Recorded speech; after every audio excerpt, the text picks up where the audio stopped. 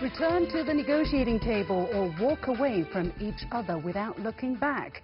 In recent weeks, much of the international community's attention has focused on the trade war between the world's two largest economies, who are also each other's largest trading partner. Day by day, it seems the punitive tariffs are negatively affecting more companies and consumers. So what's really behind the Trump administration's aggressive stance toward a China on the rise? Is there little cause for optimism in China-U.S. relations, or will they soon return to a calmer trade relationship? Welcome to a special edition of The Point with me, Li Xin, coming to you from Beijing. Earlier, I spoke with Professor Xuetong, Dean of the Institute of International Relations at Tsinghua University, one of China's finest universities. I started by asking Professor Yan if the U.S. and China have entered an era of strategic competition.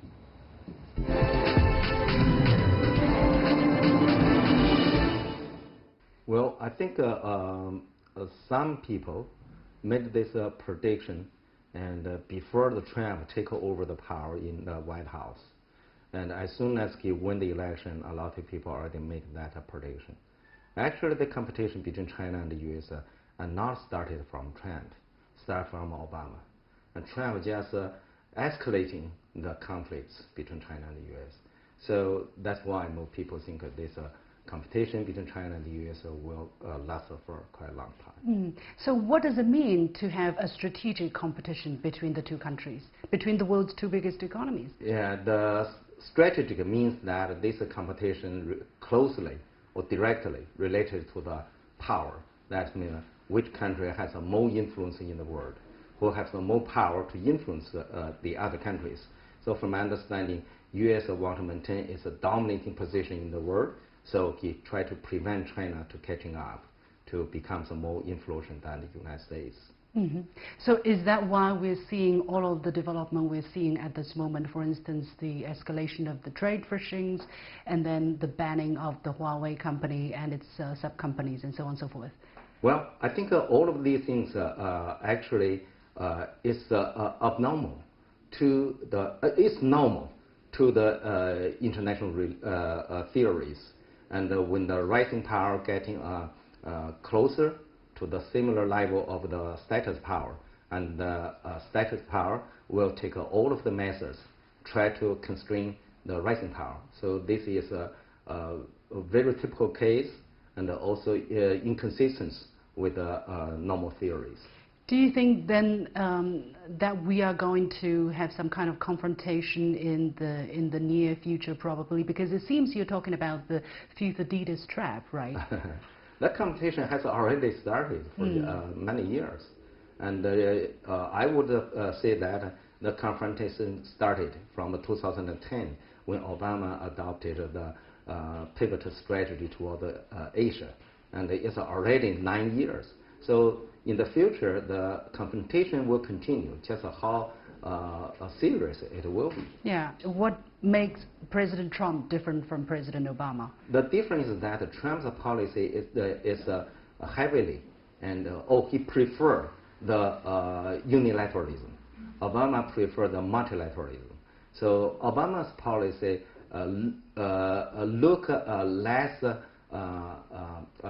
aggressive, because he had to conciliate with his allies and consider the common strategy to dealing with China. But Trump did not consult with his allies. He just do what he thinks is necessary, and to contain China unilaterally. So that's the difference between the multilateralism and unilateralism. What will be the different consequence then under President Trump's unilateral approach? Okay, so Obama's policy also tried to prevent China from rising up, but his policy is a help to stabilize the international order. But the Trump's policy has the opposite impact. It's undermining the international order. Basically, U.S. Secretary of State Mike Pompeo was talking about the U.S. wanting to establish an international order that serves the U.S.'s interest, and if it goes to the wrong direction, then the U.S. has to right it. Is that what we're seeing at this moment? It seems the U.S. is being revisionist here. Yes, U.S. is already become the revisionist country. And just like Pompeo said that he tried to establish a new order rather than to maintaining the previous order. So that's why people find that Obama's policy and the Trump's policy have a so opposite impact on the world. Because Trump wants a new order, totally new from the previous one. Do we understand what kind of order does President Trump want? Well, I think he wants an order like this. American do whatever he likes. Every other countries have to listen to. And obviously, to us, that sounds common sense that this is not going to be accepted by the world, right? Well, the question for Trump is that the question whether you accept it or not is whether I'm strong enough to force you to accept it. What will be the consequence for international relations in the Well, next... there's more conflicts between the U.S. and the rest of the world, and including America's traditional allies. And there will be more, the confrontation between China and the U.S. becomes more and more intensified. And also we will see a lot of international norms and regulations will not be observed by the United States. That will happen. You predicted in 2013 that by 2023 a bipolar system might be established with China and the United States being the most important two pillars in the world. Yes. Do you still hold that view? I think now it's moving in that direction. And well, I use the term bipolarization. That means bipolarization between China and the United States. And it seems to me it's this trend being accelerated by Trump's policy. And it's possible this bipolar world will be formed before 2013. That means earlier than I predicted. What will be the criteria to judge that this system is already in place? Okay. There's two operational standards to measure the international configuration. First is the material capability, or the structure of a material capability among major powers. By now, except China and the U.S., none of any other country and have the similar material capability at the Chinese or the Americans level. And the second is about the strategic relations. Now we find that most of the countries, even including Americans' traditional allies, try to take the hedging strategy between China and the U.S. So these two phenomena has already indicating the bipolar world is coming. So basically you're saying many countries would be forced to take sides? Exactly. Okay. What kind of relationship will it be between these two pillars? I mean, you can have a relatively peaceful coexistence with some kind of healthy competition or a certain degree of cooperation, or you can have decoupling. You can have two hostile countries, or at least one holding a very hostile attitude toward the other. What are we going to see? Okay, first we already find that the other countries already face the pressure from the rivalry between China and the U.S. To taking sides. But this time the countries, I mean the lesser states, are taking sides with different principles from what they did during the Cold War between the U.S. and the Soviet Union. During the Cold War, people taking sides decide according to the ideology, according to the similarity of the political system, shared political systems. But this time, they do not. And they will take the sides according to the interests. If they have interests with China on issue A, they will side with China. Meanwhile, they may side with the U.S. on the issue B because they have shared interests. So this time, they use the term the hedging. And that's the first one. The second one about whether the decoupling China. Well, I think the Trump tried to use the decoupling to force China to accept Americans' requirements. And from my understanding, he made decoupling some of China and the U.S. contact, like reduce the number of the Chinese students to study in the U.S. and reduce the technology cooperation and the exchange programs. But he cannot. He will definitely not totally and decoupling this country, and that means they do not. Trump will adopt a selective containment strategy, but not a comprehensive containment strategy. So, what will be the heavy disaster areas? Let's say when you're talking about a selective containment, for instance, technology or research, but what will be less decoupled, for instance? Well, by now we already see in trade, in finance, investment, and now spreading into the technology domain. And I cannot make any prediction how far how many sectors it will spill over. But then there's a difference. And during the Cold War, there's a comprehensive containment adopted by the U.S. That means no any contact with the Soviet Union. But this time, the selective containment means, okay, for example, they control, they issue the visa to the Chinese students who study the sensitive technology, but not control the student to study the other things. So if you ask me in what sector, I don't know. But obviously at this moment, technology is the most intensive sector. Your latest book, called Leadership and the Rise of Great Powers, it came out in April, and you attribute the rise of major powers to the quality of their leadership. Yes. We know that some 30 years ago, the Yale historian Paul Kennedy had a book entitled The Rise and Fall of the Great Powers, yes. and it claimed that it's a combination of economic, military, and political power that explain the rise and fall of great powers. So why do you see it differently? Okay, Paul Kennedy actually attributed the rise and the decrease of the comprehensive national strengths. I would say that we have to understand who make the national comprehensive strengths grow and decline.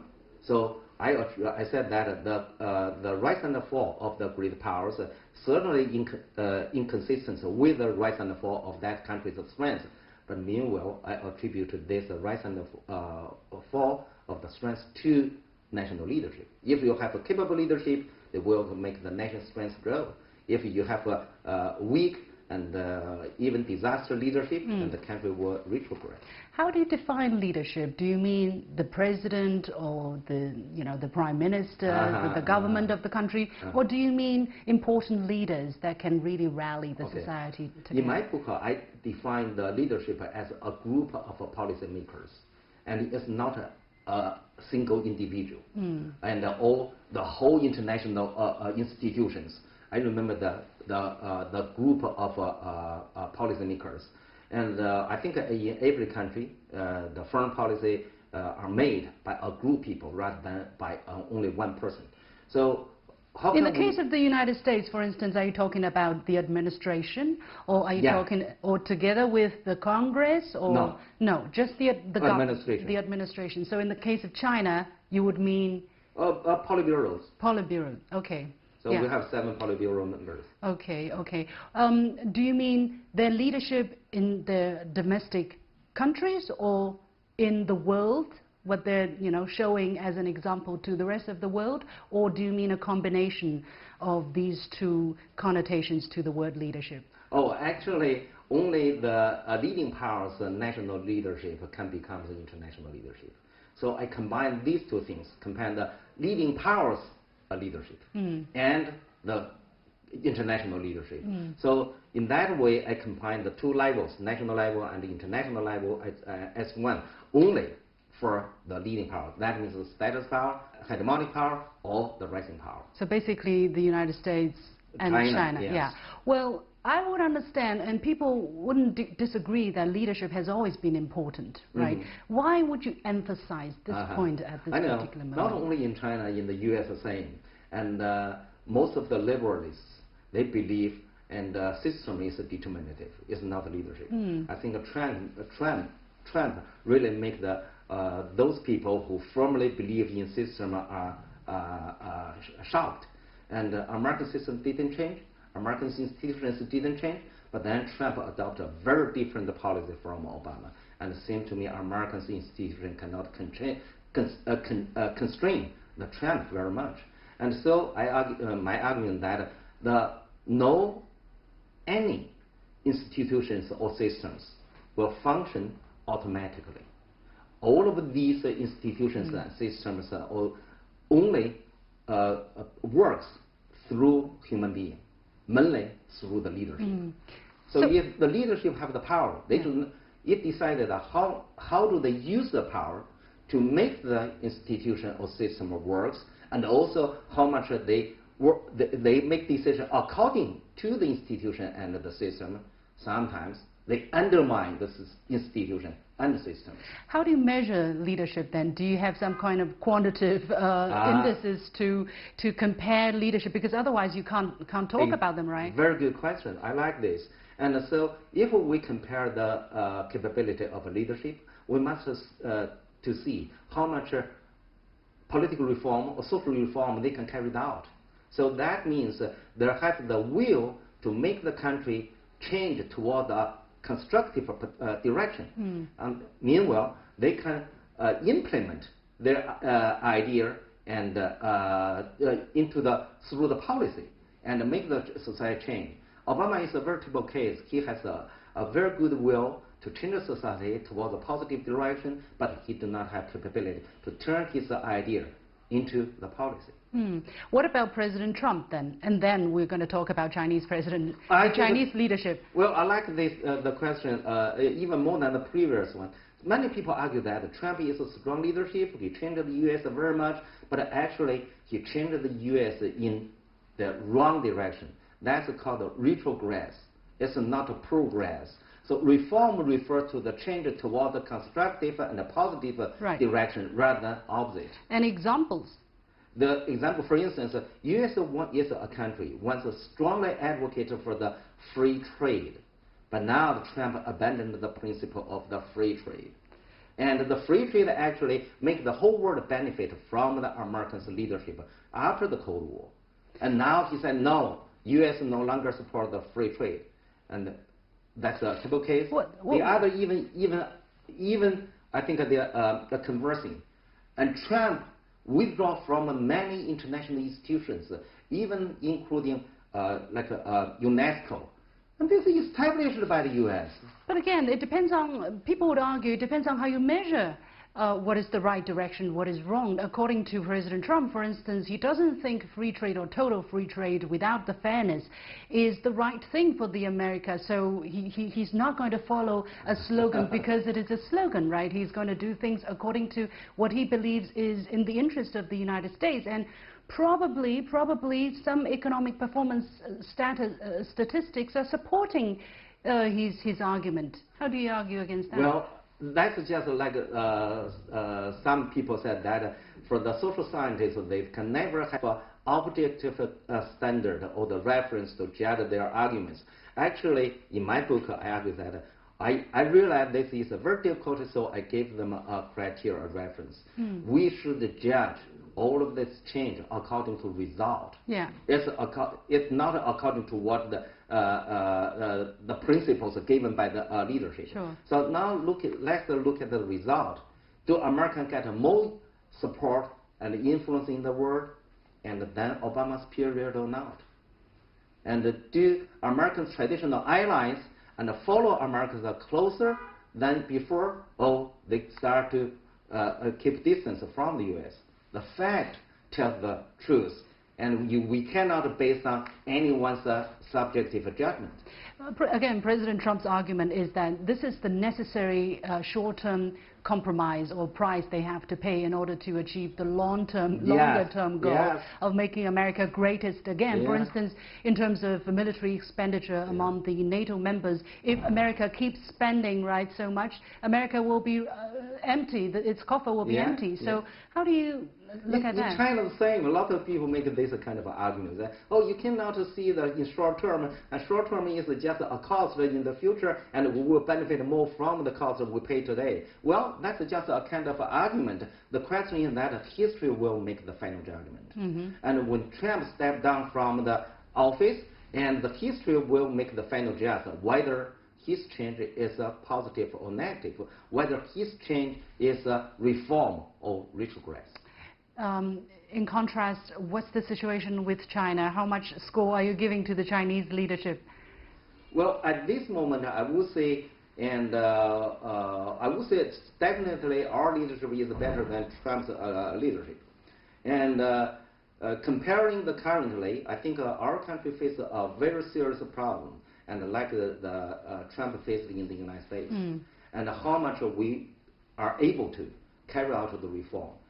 That's really interesting. in both China and the U.S., there's a similar argument. And China and the U.S. move into the stage and face difficulties for reform. In China, we said the term is deep water. That is because now we are moving into deep water, so the reform becomes more difficult than in 1980s. And in the U.S., there's a ceiling. They said America becomes so advanced already, become so good country, so there's a ceiling. We have very little to improve. All of these arguments, from my understanding, are wrong. The wrong is that because, and my personal belief, reform never be perfect. Reform will be carried out forever.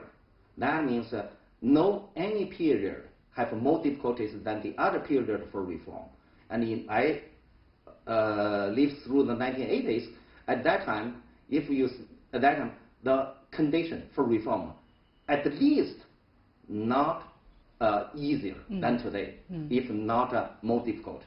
And for the U.S., the same. So in real life practice, in the kind of tone or the language that is used in the Chinese public opinion arena, what do you think has to be avoided if we were not to fight it from an ideological perspective? Well, the recent conference on the civilization, our leader already tell the world. And there's no conflicts between the civilization. And ideology, political system, development model, all of these things belong to or parts of to civilization. If there's no conflicts between civilizations, why we should have a conflict between models and systems and institutions and ideologies? So from my understanding, we should follow this argument. And there's no conflicts between the civilizations, so there's no conflicts between the systems, no conflicts between the models, no conflicts between ideologies. From the part of the American public, what do you think can be done, or they should do, or do you think they need to change in order to adapt to the future? Well, is there anything that can be done? Being realist, yeah. I never think any country should to spend their energy and thought to think about what the right thing for the other country to take. Okay. That's their own business. So and the Chinese should worry less about what policy Americans should do for their Americans' interests. Americans know what their interests. They make their own judgment. They adopt their own policy. For the Chinese people, then, what should we worry about? Well, if I follow the previous question, I would say that I really feel strange. A lot of Chinese try to persuade Americans, don't take the wrong policy. That will hurt you. And I don't know why they worry so much American to hurt themselves. And so because I think the policy, being the Chinese scholars, they should worry about our policy hurt ourselves rather than to worry about American policy hurt Americans. So you see, if what we should do, we should care about ourselves, and we spend less time to think for them, and spend our energy to think about ourselves.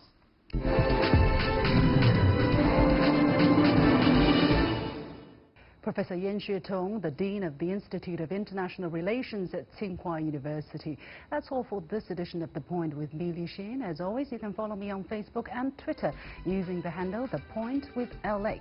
Download the application CGTN to watch the show on your mobile devices, or go to YouTube and look for CGTN The Point. Thanks for watching. You've got The Point.